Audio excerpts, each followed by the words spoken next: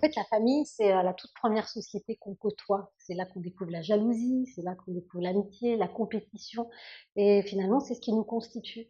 Étant moi-même issue d'une famille nombreuse, maman d'une famille nombreuse, j'étais curieuse de voir comment ça se passe chez les gens qui ont réussi et quelle part ça a dans leur destin. Alors ce qui est fascinant déjà, c'est qu'on retrouve toujours soi dans chacune des fratries, dans chacune des familles. Il y a quelque chose d'universel, même si chaque histoire est différente. L'autre chose très claire, c'est qu'il y a un avant Dolto et un après Dolto. On le voit dans les dessins, la manière de traiter les enfants, d'accompagner les enfants dans leur évolution est très différente.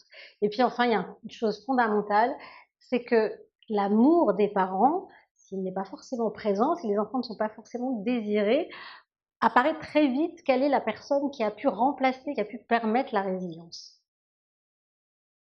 La famille qui m'a le plus troublée, c'est la famille Léotard. On est dans une configuration avec 7 enfants et des parents qui ne les désiraient pas, des enfants élevés dans un manque d'amour évident et on voit que finalement, eh bien, la complicité entre frères et sœurs leur a permis d'avancer qu'à un, mais on sent beaucoup de souffrance. Et puis il y a les familles où on a envie de passer du temps. Alors il y a la famille, de Julien Clerc et Gérard Leclerc, 6 enfants autour de la table qui piaillent le soir pour dîner, où on a vraiment envie de s'asseoir avec eux. Puis il y a la famille Carin-Dancos, élevée dans une ambiance bohème, de liberté, de principe, mais de liberté où si on n'a pas envie d'aller à l'école, eh bien on peut rester au lit à prendre le petit déjeuner avec la mère. Ça fait un peu rêver.